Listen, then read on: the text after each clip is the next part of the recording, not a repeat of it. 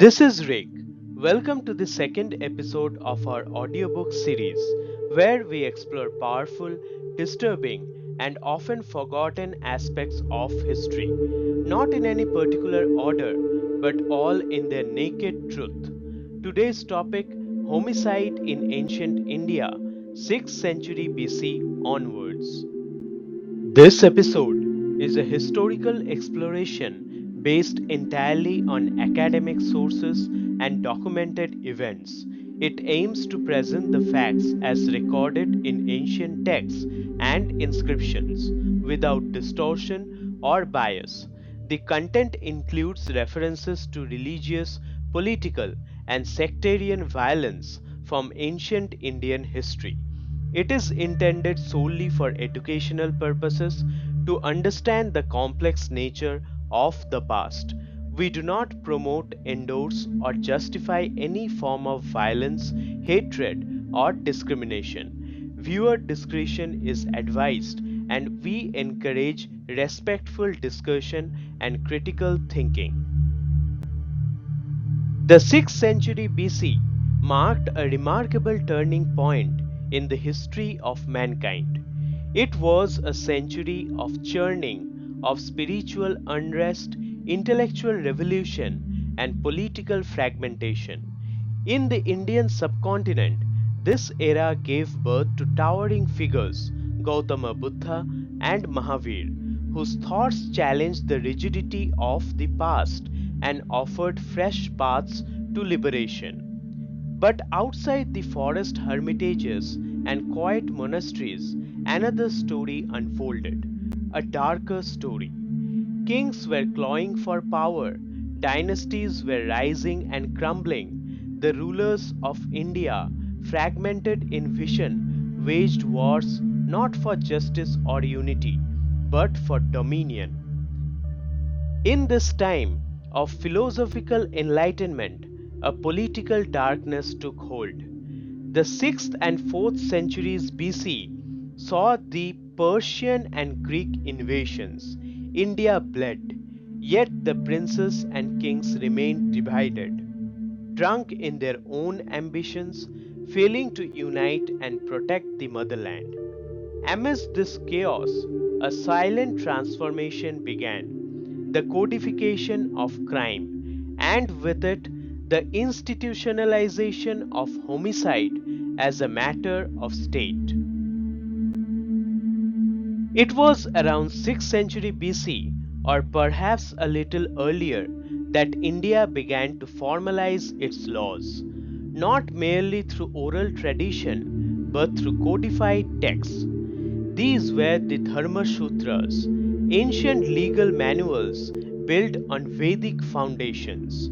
Writers and sages such as Manu, Kautilya, and Yajnavalkya emerged as the architects of the new legal system, one that defined crimes, punishments, and very structure of criminal justice.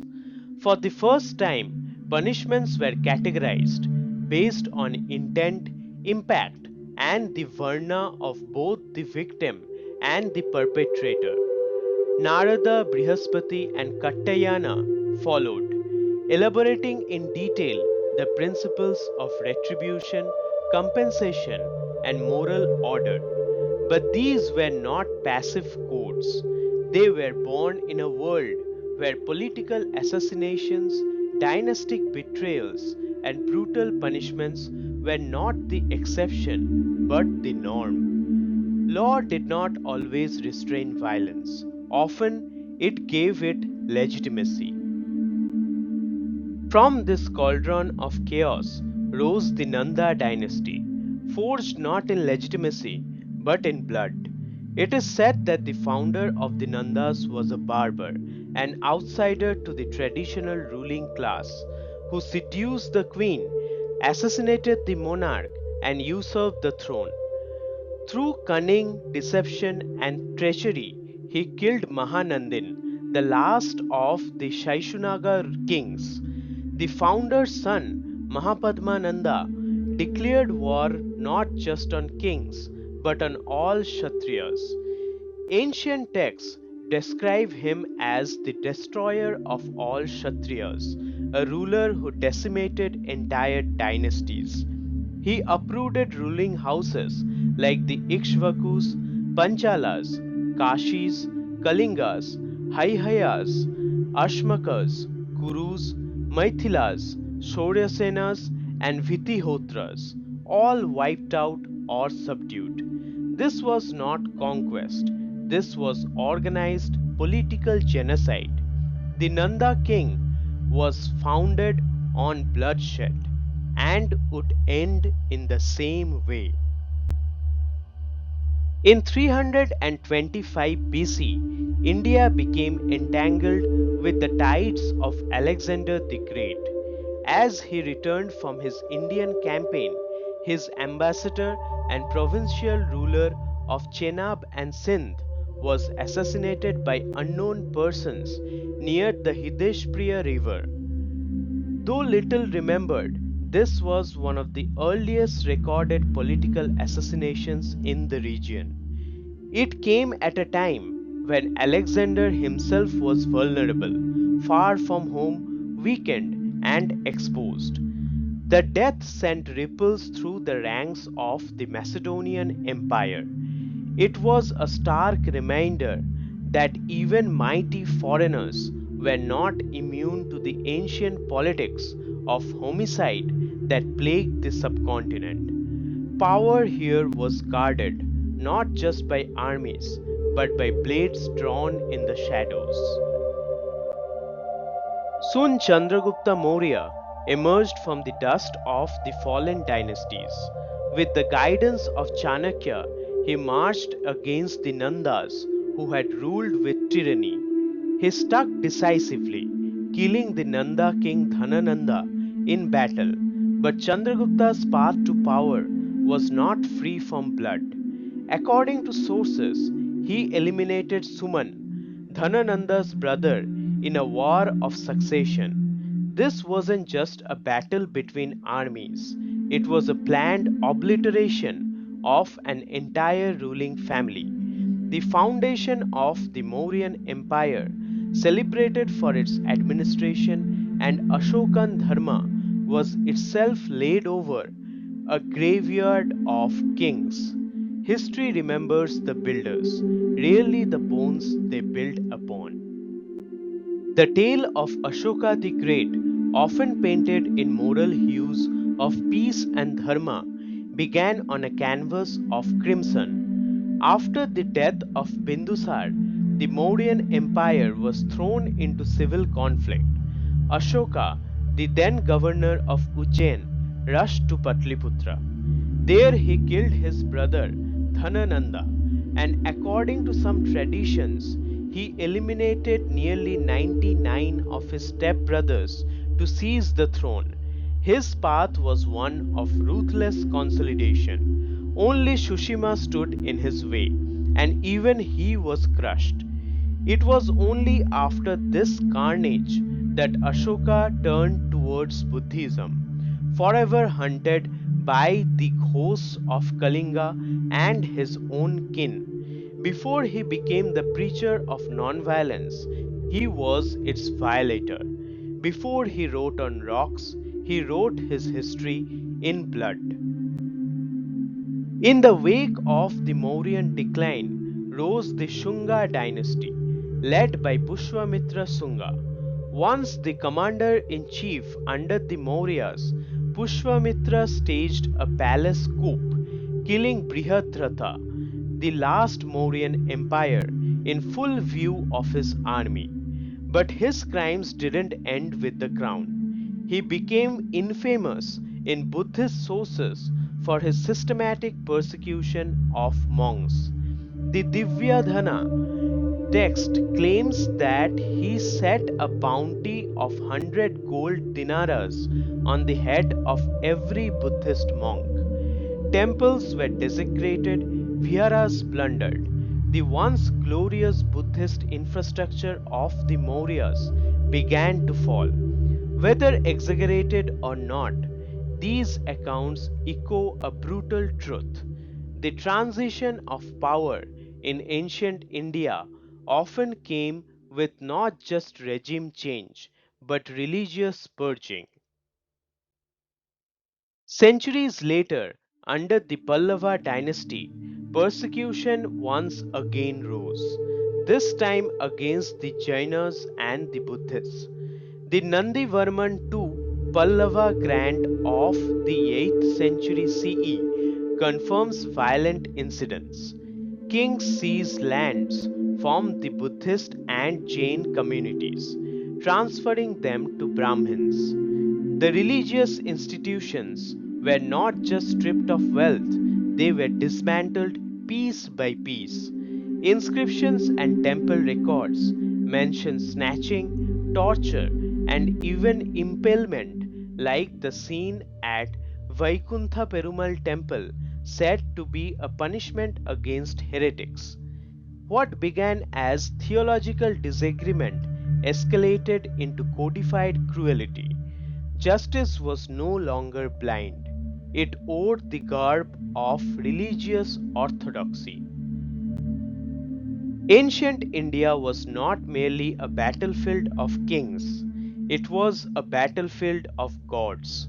The rise of sectarian literature, especially from the Vaishnavas, brought a new wave of ideological hatred. Texts glorified violence against Buddhists and Jains, labeling them heretics. Poets like Thirumangai Alvar and Vipra Narayan wrote of their disdain for the Shramanas, Mundas, and Shakyas.